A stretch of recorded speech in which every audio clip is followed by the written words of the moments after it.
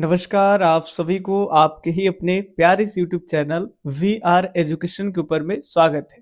और आशा और उम्मीद करता हूं कि आप सब एकदम स्वस्थ होंगे, मस्त होंगे और आप अपने तैयारी में व्यस्त होंगे। तो जिनका जिनका ज्योग्राफी है उनके लिए चैप्टर वाइज ऑब्जेक्टिव हम करा रहे हैं और चैप्टर 2 करा चुके हैं अब तक। ठीक है, सीरीज में जाकर के चैप्टर 2 तक के सभी वीडियो को आप देख सकते हैं। अब आपका चैप्टर 3 स्टार्ट करते हैं आज के वीडियो से।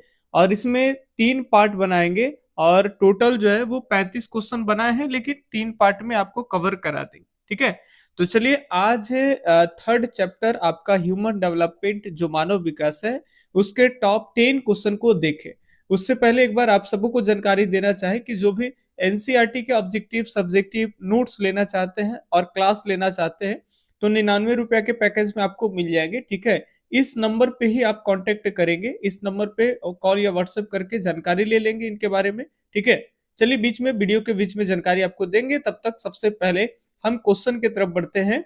ठीक है, अब ये रहा आपके सामने तीसरे चैप्टर का पहला क्वेश्चन। निम्नलिखित में से कौन सा विकास का सर्वोत्तम वर्णन करता है? डेवलपमेंट जो शब्द है, ठीक है, विकास, वो उसका सर्वोत्तम वर्णन क्या करता है? ये सेंटेंस पढ़ेंगे, कौन करता है भाई? आकार में वृद्धि, गुण में धनात्मक परिवर्तन, आकार में स्थिरता, चौथा है आपका गुण में साधारण परिवर्तन। बताइए सबसे बढ़िया विकास को कौन परिभाषित करता है? तो इसमें से सही आंसर हो जाएगा कि गुण में धनात्मक परिवर्तन। ठीक है, आकार में वृद्धि होगा उसको विकास नहीं कहते हैं, उसको वृद्धि कहते हैं। ठीक है, जो चीज मूर्त चीज है, ठीक है, मूर्त मतलब जिसको हम देख सकते हैं, छू सकते हैं, गिन सकते हैं। जैसे आपके शरीर के भागों में परिवर्तन हो रहा है, आप बड़े होते आपका कद बढ़ता है तो दिख सकता है। कोई भी कहेगा कि पहले तुम छोटे थे, हम तुमको बचपन में देखे थे बहुत छोटे थे, अब तो तुम बहुत बड़ा हो गया हो। ठीक है, तो वो दिख सकता है, वो वृद्धि हो गया। लेकिन जब गुण में चेंजिंग होता है तो सामने से नहीं दिखता है। मान लेते हैं कि आपको कोई 10th में देखा, किस हिसाब से पढ़ते हैं, 2 साल बाद आपसे मिला और वो देख रहा है तो आपको सामने से दिखने में तो समान लग रहा है, लेकिन आप सामने से दिखने में तो समान लगते हैं लेकिन अंदर से खतरनाक है। 2 साल में खूब पढ़ पढ़ के अलग अलग ग्रंथ, अलग अलग पुस्तकें, माथा एकदम पिजा ली तो ये सामने नहीं दिखेगा। तो गुण में जो पॉजिटिव जो चेंजिंग आएंगे उसी को कहते हैं विकास। ठीक है, चलिए ज्यादा हम आपका टाइम नहीं लेंगे, ज्यादातर क्वेश्चन के उत्तर पे ही मेन फोकस होगा। मानव विकास की अवधारणा निम्नलिखित में से किस विद्वान की देन?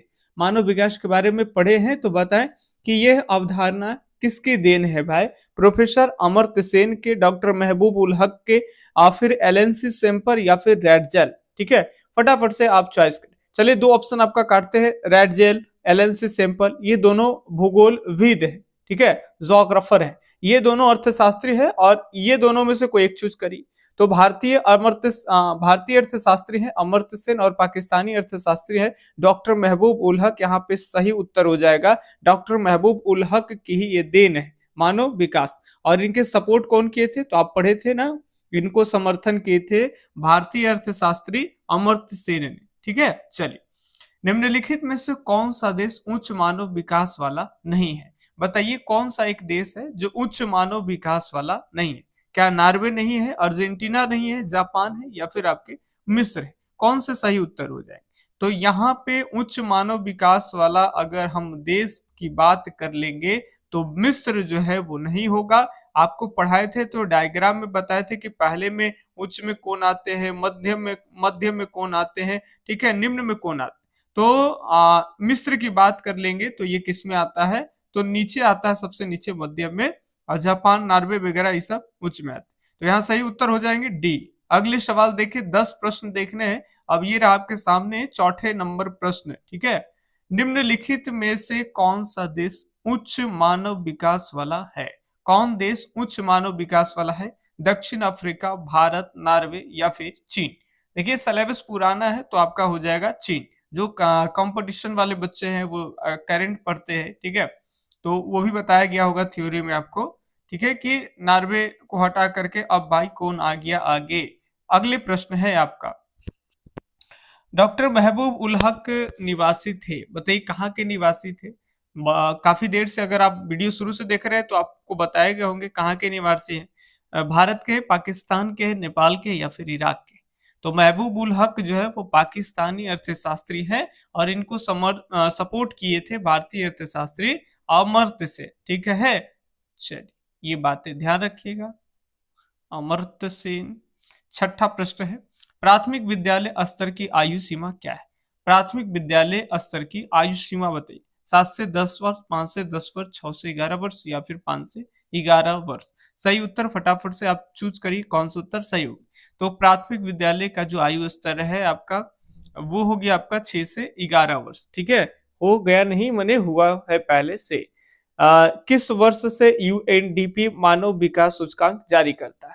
बताइए, यूएनडीपी डेवलपमेंट संबंधित जो मामला है, UNDP United Nation Development Programme, तो बताइए कि इसमें मानव विकास सूचकांक को, मानव विकास बोले तो HDI ह्यूमन डेवलपमेंट इंडेक्स, ठीक है, इसको कब शामिल किया गया? 1999 में, 1990 में, 1980 में, 1985 में। तो इसका सही उत्तर होगा 1990 में। ठीक है, ये भी उत्तर एकदम राइट। अगले सवाल देखेंगे, 3 प्रश्न और है। बताइए, डॉक्टर अमर्त्य सेन जो है किस देश के हैं? अभी कुछ देर पहले बता रहे हैं बार बार, भारत के अर्थशास्त्री। ठीक है, अगले प्रश्न है आपका 9वां नंबर, मानव विकास सूचकांक कौन सी संस्था जारी करता है? मानव विकास सूचकांक कौन सी संस्था जारी करता है भाई? यूएनडीपी जारी करता है, या WHO या फिर यूएनओ? तो देखिए ये HDI है, यानी ह्यूमन डेवलपमेंट और इंडेक्स। ठीक है, और ये विकास वाली मामला है, ये जारी करेगा ये यूएनडीपी।